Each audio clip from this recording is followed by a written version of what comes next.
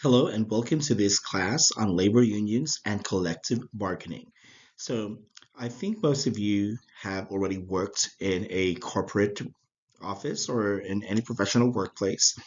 Um, Even if you work in the groceries or in the factories, you must have already heard about labor unions. So, what are labor unions? These are a group of workers who created an organization and created policies to help each other so that they can get the best treatment and from their employers, and most of all, the most fair treatments possible from their employers. Okay, so the historical context of labor unions, it started in the 19th century origins. Okay, if you have seen the TV series in HBO called The Gilded Age, so during this time, a lot of people are working for the rich investors who came all the way from the UK, and these investors, they were not very much concerned of the working conditions and the lives of their employees. What are Because during that time there was also a very clear uh, division between classes. So the upper class, which consists of the rich and the businessmen, they have lesser concerns for the lower class. And the lower class, these are mostly the working class people working for their businesses. And because of that, they do not go into the neighborhood where their employees live. They do not tend to know how their employees live, how what's the lifestyle of their employees. All that all that they are just concerned of is making profits. So during that time in the 19th century, people have they've been working like slaves, like they work 7 hours 7 days in a week, and they work more than 8 hours. So there was no definition of an off day, there was no definition of overtime work, there was just definition of work. Okay, and if you work, you will be paid.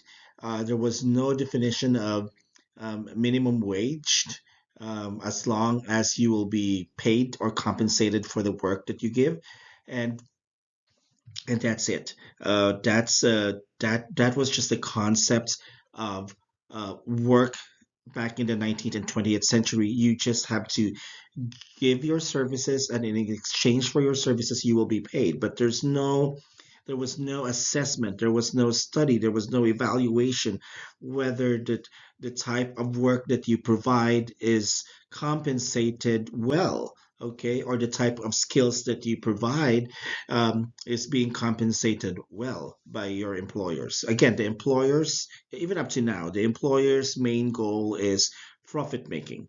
Okay, now, post-war peak. So, upon the membership posted in 1906, so there was, so it's if you have seen that scene from the Gilded Age, wherein this guy suddenly said, "If I am going to complain all by myself, the company will not listen to me because they can see that we are all um, replaceable, and we can all be fired and someone will take our jobs. But we must also understand that the company will not function, the company will not run if we will not work.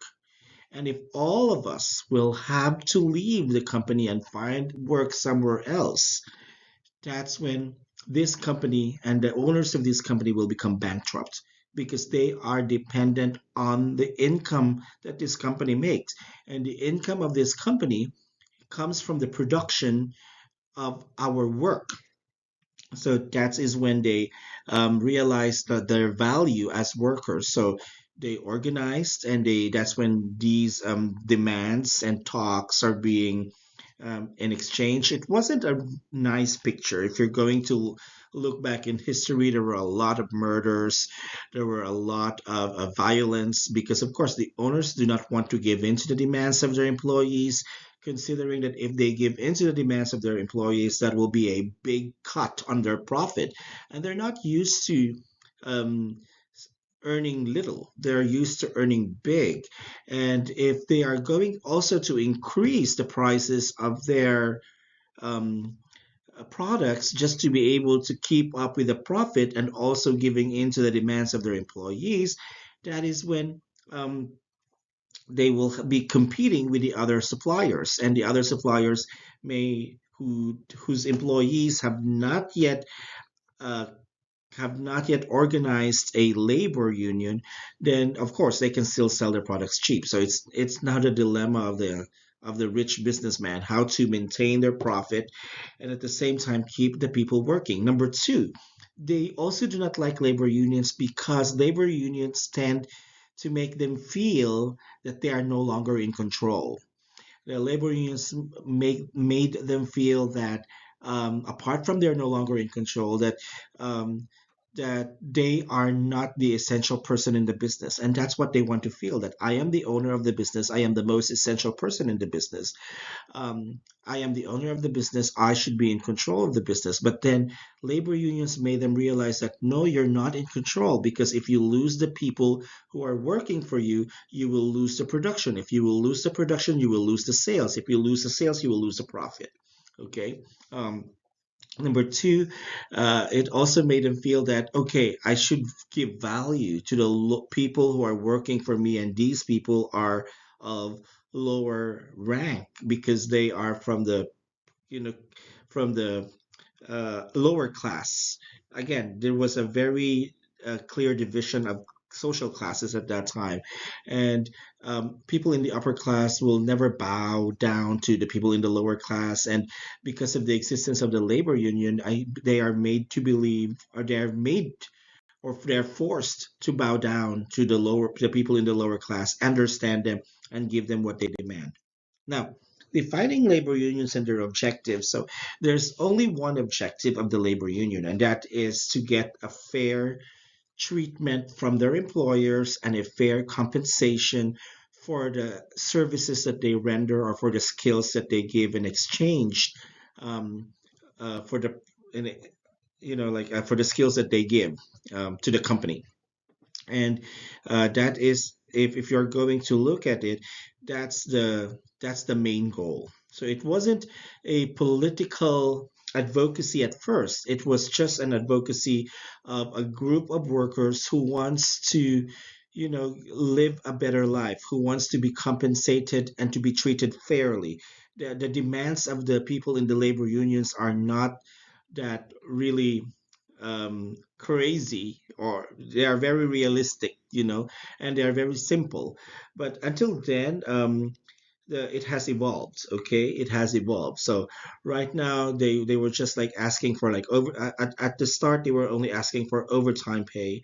At the start they were only asking for weekends off, because they said like even horses had to rest, and even animals spend time with their families, and because of them, because of the work that they need to do, they can no longer spend time with their families, and they are stressed because they are not resting. So um so that's two. What do you call that one? That's those are the reasons. So until it becomes a political advocacy, and the reason why it became a political advocacy is because people um, tend needed the government to step in.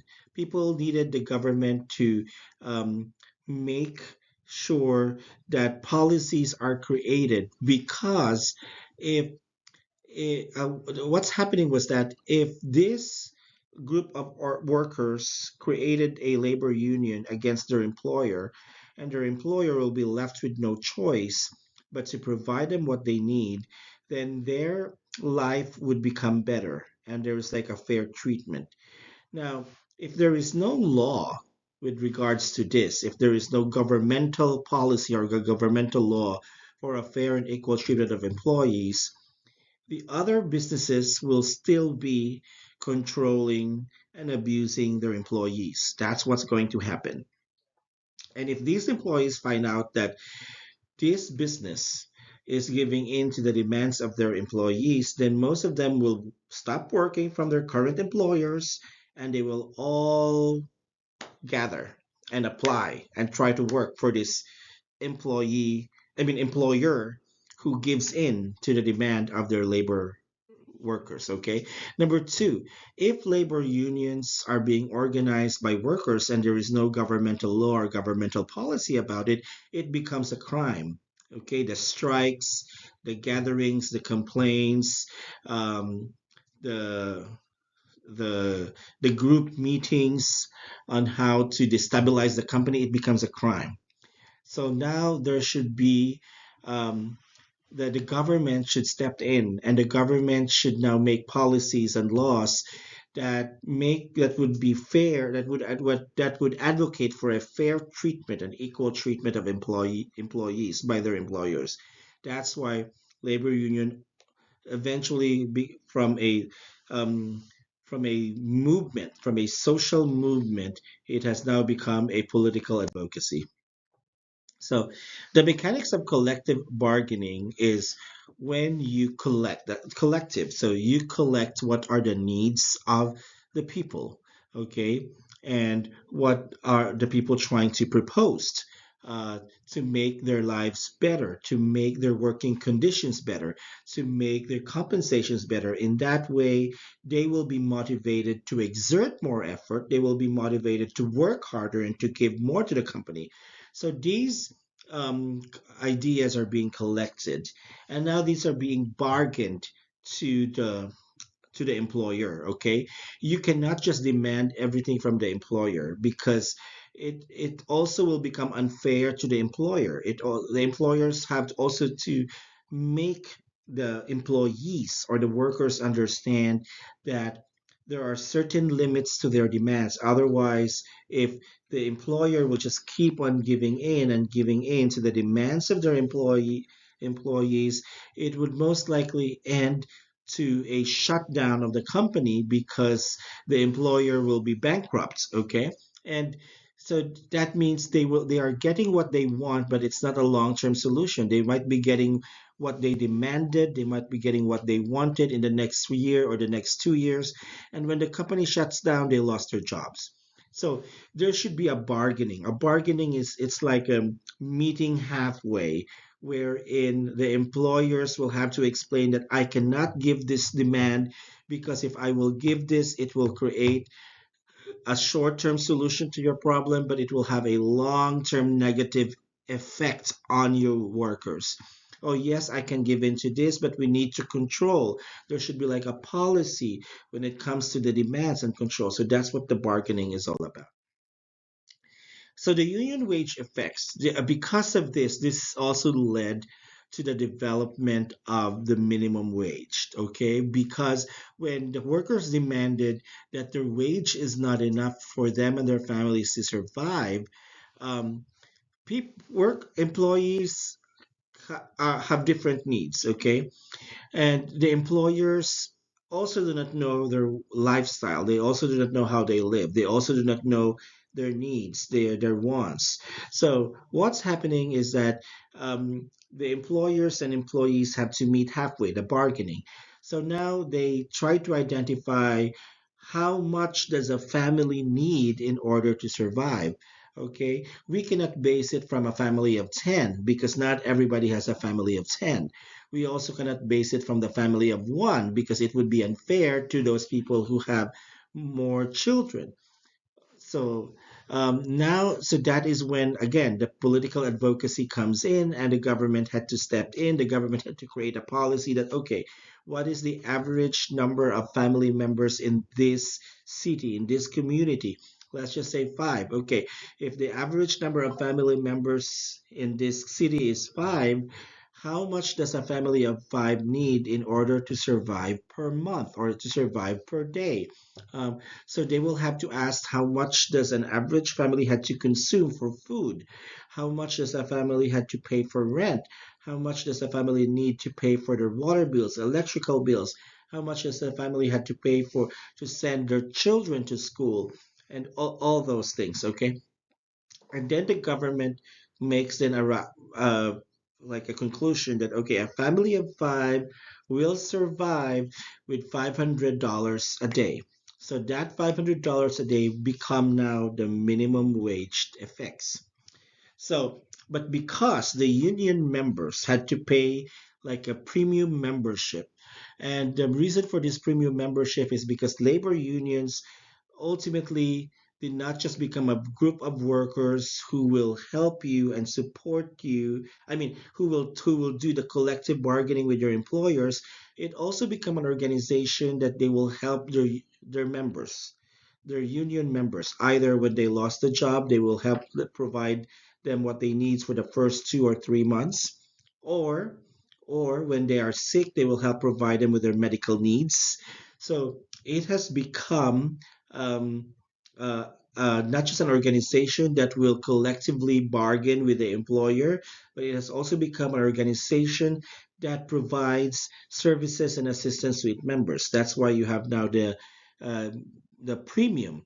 And because there is a premium, you need to pay the premium membership.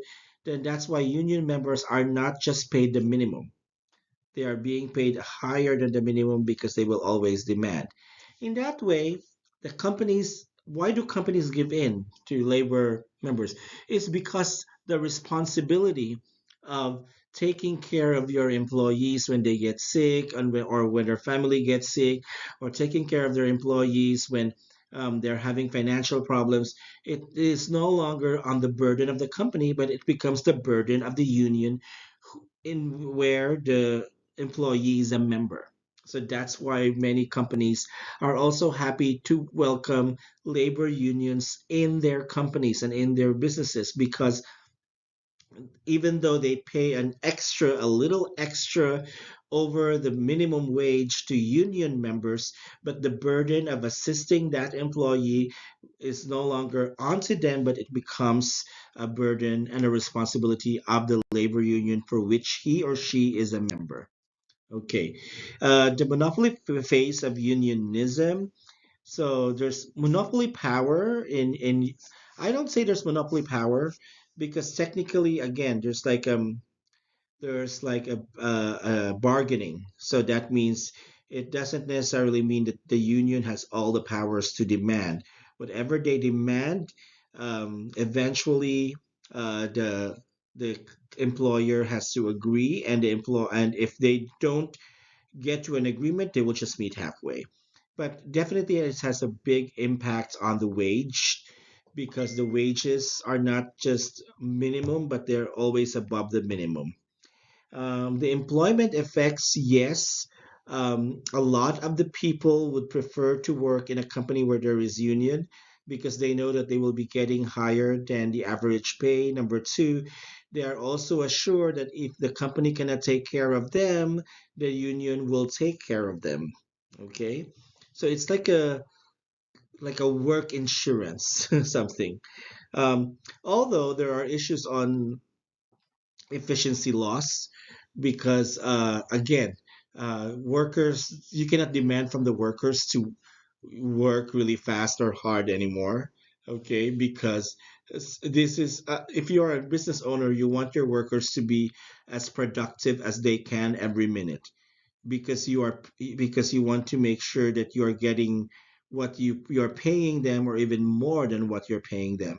But because if they are already members of the union, then there are already policies set, okay, in the company for members of the union. Like, for example, you cannot ask a union member employee to work overtime without him or her agreeing to it. And if you do, and if he or she does agree to an overtime work, then the compensation should also be there. There should be like an additional overtime compensation and an overtime penalty. So it's kind of like extra cost and low efficiency for the company. So, again, the collective voice of unionism is communication. So they communicate, they ask, they survey what do the people need, and then they bargain it to the employer. And that's also, again, it's also open communication between the union leaders and the employer that leads to a much more peaceful and much more um, cooperative and collaborative work, rather than demanding that is beyond what the company can give, and that would lead to a strike. You know, if you've seen, there's a lot of a lot of employees who conducted strikes because they feel that their simple demands, even though the company can provide it, the company decided not to provide it. So strikes and protests are a result of failed communication between the union leaders and the employers.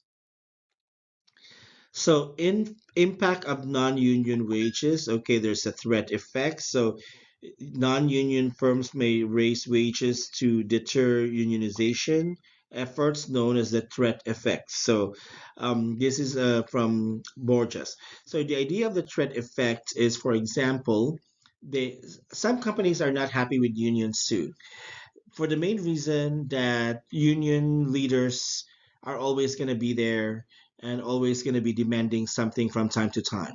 Okay, again, the union is a group of workers, so they will always have meetings, they will always have surveys, they will always have something. Now, something to come up with. As long as the results of that meeting, as long as the results of that communication is for the good and for the development and for a better working condition for all the workers. So therefore, every meeting, whether they do it quarterly or monthly or biannually, there will always be something that these workers or employees will raise, because that is what they believe that they need in order to function safely, and in order to work safely, and in order to function properly as workers.